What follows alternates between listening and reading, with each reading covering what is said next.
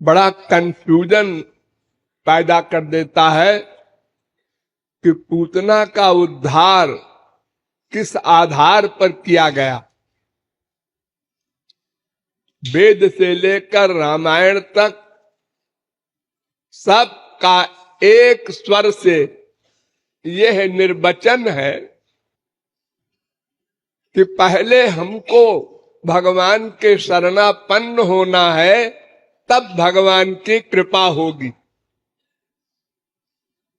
और लॉजिक से भी ये बात समझ में आती है कि अनंत जीवों पर कृपा हुई है और हम पर नहीं हुई, तो इसका मतलब हमने सरेंडर नहीं किया, शरणागत नहीं हुए, या कुछ परसेंट सरेंडर किया, इसलिए कृपा को नहीं प्राप्त कर सके। और ये ठीक है, न्याय है। कोई राजा कानून बनाता है कि भाई जो अपराधी अपना अपराध मान लेगा उसको हम क्षमा कर देंगे। तो जिसने अपना अपराध मान लिया उसको क्षमा कर दिया, जिसने नहीं माना उसको दंड दिया जा रहा है, 84 लाख में घुमाया जा रहा है। तो ये बात समझ में आती है और लॉजिक से भी ठीक है। फिर पूतना का उद्धार कैसे हुआ? कि पूतना तो जहर पिलाने की मंशा से गई और जहर पिलाया, अपने स्तन में जहर लगाया, इतना भयंकर जहर कि छू जाए तो लड़का मर जाए, और अपने स्तन को ठाकुर जी के मुंह में डाल दिया। 6 दिन के तो ठाकुर जी थे। तो खराब मंशा भी थी और जहर शरीर की मारक वस्तु पिलाया भी और उसको गोलोक दे दिया। छोटी मोटी चीज देते तो भी कोई बात नहीं थी, सबसे बड़ी चीज यद गत्वा न निवर्तन्ते तद्धाम परमं मम मामुपेत्य तु कौन्तेय पुनर्जन्म न विद्यते। जहां जाकर लौट कर नहीं आना होता,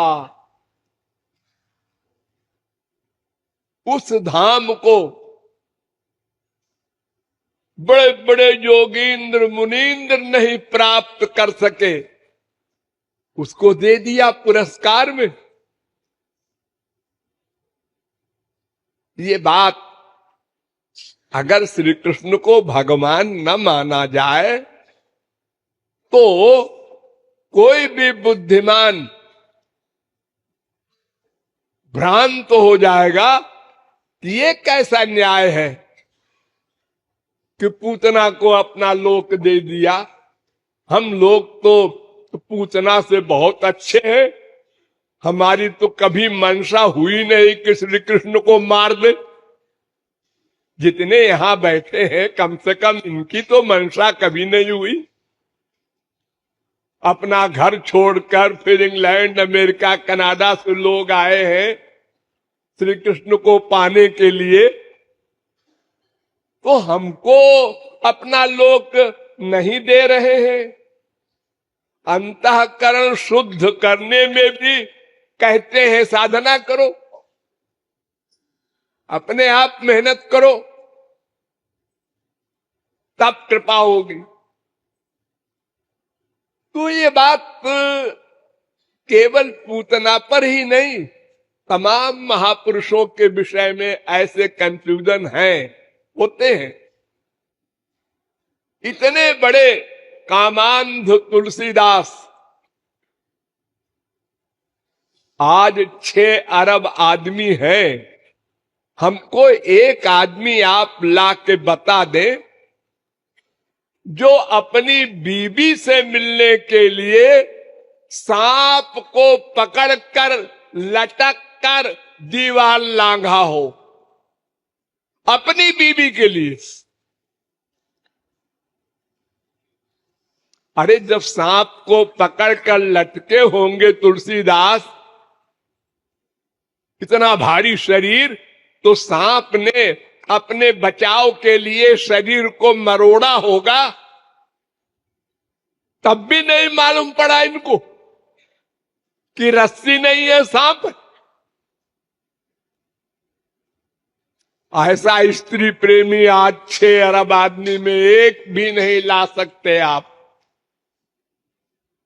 और वही व्यक्ति स्त्री के यह कहने पर कि जैसा प्यार तुम हमसे कर रहे हो ऐसा राम से करते तो राम मिल गए होते, बहुत ज्ञान हो गया, अबाउट टर्न, और भगवत प्राप्ति कर लिया। सोचो,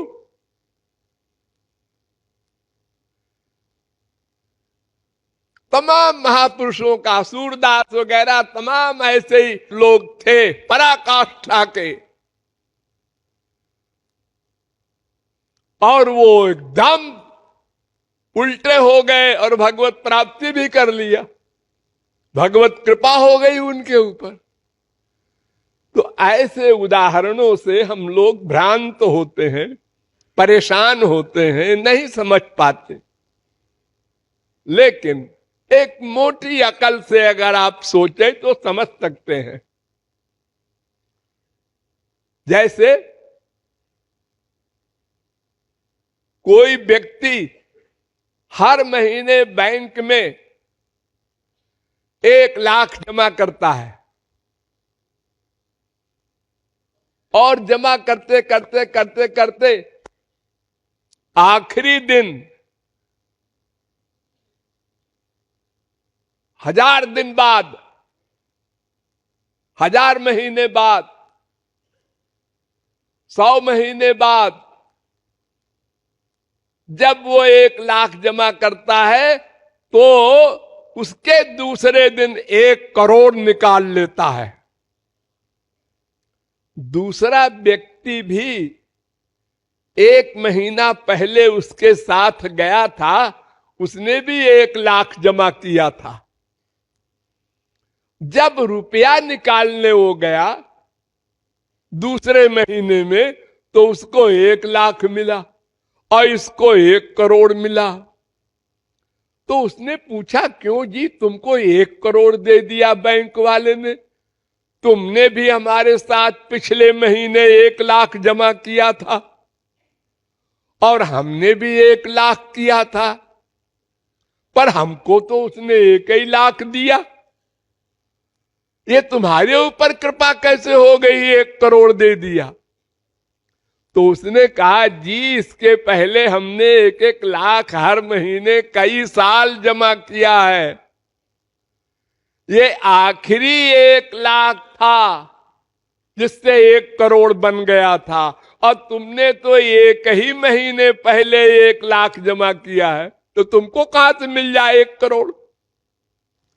तो हम लोगों के अनंत जन्म बीत चुके, उन जन्मों में हमने जो साधना की है उसको हम नहीं जानते, भगवान जानते हैं, उनके पास बही खाता है, हिसाब किताब है।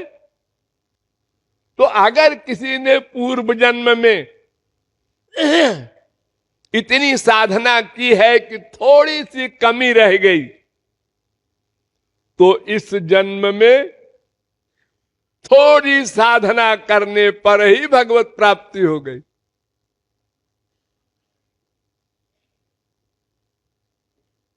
वो तल्लीन हो गया। और अगर हमारी पूर्व जन्म की साधना कम है तो जगत गुरु का बाप खोपड़ा भंजन करे, धीरे धीरे चलते हैं हम लोग, साइकिल की चाल, हवाई जहाज वाली चाल नहीं। क्योंकि हमारे पूर्व जन्म के संस्कार इतने बलवान नहीं है कि गुरु ने एक वाक्य कहा और हम तल्लीन हो गए। ऐसा नहीं हो सकता हर एक का ना। तो उसी इसलिए जो ऐसे उदाहरण महापुरुषों के इतिहास में है, उनके पूर्व जन्म के कृत साधन है, उसका फल उनको मिल गया। ये पूतना जो है, ये राजा बलि की लड़की थी पूर्व जन्म में। प्रहलाद हिरण्यकशिपु के लड़के महापुरुष थे, आप लोग नाम सुने होंगे। प्रहलाद के लड़के विरोचन, विरोचन के लड़के बलि, और राजा बलि की लड़की रत्नमाला। तो जब वामन भगवान गए थे बलि को ठगने, 3 पग पृथ्वी मांगने के बहाने उसका सारा त्रैलोक्य नाप लिया, तो उस समय उन वामन भगवान को देख कर रत्नमाला ने सरेंडर कर दिया, कंप्लीट सरेंडर, पूर्ण शरणागत। और रोम रोम में उसके वामन भगवान छा गए और उसने कहा, काश ये मेरे बच्चे बनते, हम इनको दूध पिलाते।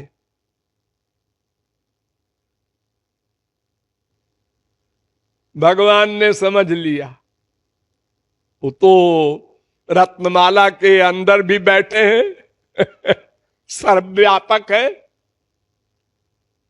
उन्होंने वहीं पर उसको वरदान दे दिया, ठीक है ठीक है, तुम्हारी इच्छा पूरी होगी। कृष्णावतार में अब चूंकि वो राक्षस की लड़की थी, इसलिए राक्षसी कृत्य उसका स्वभाव था। इसलिए कंस के द्वारा वो भेजी गई और सबसे पहले श्री कृष्ण के पास गई। ये भी कमाल देखो, अरे हजारों बच्चे थे ब्रज में, उनको मारती नहीं, उसके दिमाग में श्री कृष्ण ने भर दिया, आजा मेरे पास, तेरे कल्याण का समय हो गया। और एक अनजान स्त्री बड़ा सुंदर रूप धारण करके यशोदा मैया के पास जाकर बैठ गई और सब देखकर हैरान, इतनी सुंदर स्त्री।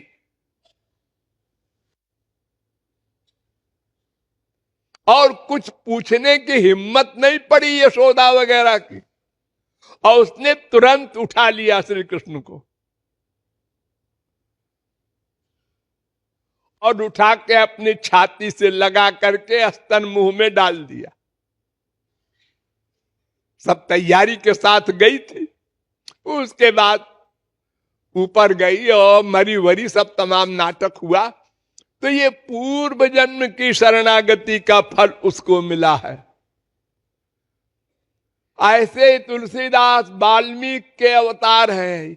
ये जो बड़े बड़े महापुरुष पहले हुए हैं, वे बार बार अवतार लेकर आते हैं संसार में जीव कल्याण के लिए। तो उनके जीवन में ऐसे विलक्षण चमत्कार के कार्य होते हैं, एकदम उल्टा, घोर संसारासक्त और महापुरुष हो गए। इसलिए ये भ्रम कभी मस्तिष्क में न लाइएगा कि भगवान ने बिना अधिकारी बने, बिना शरणागति के पूतना का या किसी महापुरुष का उद्धार कर दिया। ऐसा नहीं। भगवान का न कोई प्रिय है न कोई दुश्मन है, उनका कानून है, माम भजन्ति तुझे भक्त्या मयि ते तेषु चाप्य हम। जो अपने आप को मुझे अर्पित करता है उसको मैं अपने आप को अर्पित कर देता हूं। हम लोग संसार को अर्पित तो सब कुछ किया, बाप को, मां को, बीबी को, पति को, अपना सब कुछ अर्पित कर दिया, लेकिन भगवान को नहीं किया। भगवान से क्या दुश्मनी है पता नहीं। ये जो घोर स्वार्थी लोग और विश्वासघाती लोग हैं, इनको तो हमने सर्वस्व अर्पित कर दिया, और जहां कोई प्रश्न ही नहीं स्वार्थ का कि भगवान का हमसे कोई स्वार्थ सिद्ध होगा, भगवान क्या करेंगे हमको पा करके। हमारा शरीर ये तो इतना गंदा है कि स्वर्ग वाले भी नहीं छू सकते। स्वर्ग के शरीर में खुशबू आती है। अगर यहां एक स्वर्ग का देवता खड़ा हो जाए तो उसकी खुशबू से आप सब लोग मूर्छित हो जाएं, सह नहीं सकते वो सुख।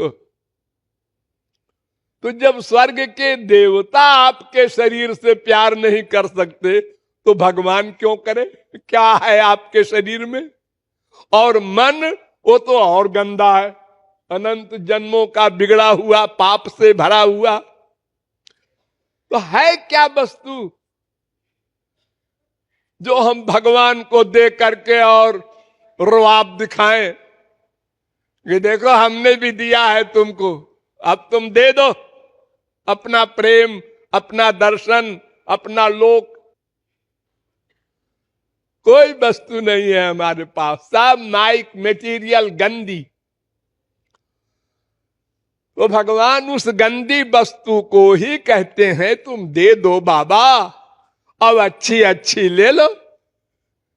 अरे ये तो बड़ी 420 का सौदा है, उसने हमको ठग लिया। नकली सोने का सामान देकर और असली सोने का पैसा ले लिया। तो हमने गंदा गंदा शरीर, मन, प्राण सब दे दिया और भगवान का दिव्य शरीर, दिव्य मन, दिव्य बुद्धि ले लिया। बेटे कितना भोला भाला है भगवान, हमने उसको ठग लिया, लेकिन उसमें भी हम तैयार नहीं हैं। संसार वालों को दे रहे हैं, पिताजी हम आपको सब कुछ दे देते हैं, आप हमको आनंद दे दो। अब वो पिताजी भी बेवकूफ बना रहे हैं, बेटा हम तो तुम्हारा आनंद चाहते ही हैं। किसी का आनंद भला कोई चाहता है? सब अपना आनंद चाहते हैं। हम लोग बेवकूफ बनते जाते हैं। इसलिए किसी भी महापुरुष की लाइफ में ऐसी बातें जब कभी आप लोग सुने या पढ़ें तो समझ लें ये पूर्व जन्म की इसकी साधना का फल है। वो अचानक एक साथ एक सेकंड में मिल जाता है, वो देने वाला अंदर बैठा है। जैसे हम एक बिजली के तार के पास उंगली करते हैं, आग के पास और पास और पास और टेम्परेचर और आग छू गई, जल गए। ऐसे हम भगवान के पास जाते हैं। उपासना माने पास जाना, और पास और पास और पास, जरा सी दूरी रह गई, मर गए। तो अगले जन्म में वो जो दूरी थोड़ी सी बाकी रही वो पा लिया। आपको पूर्व जन्म के कर्म का फल भगवान बिना मांगे दे देते हैं, बिना मांगे। इसलिए ऐसी आश्चर्यजनक घटनाएं महापुरुषों के जीवन में पाई जाती हैं। इसलिए ये न सोचिएगा बिना साधना के उनको लक्ष्य प्राप्त हो गया, ये आशय है।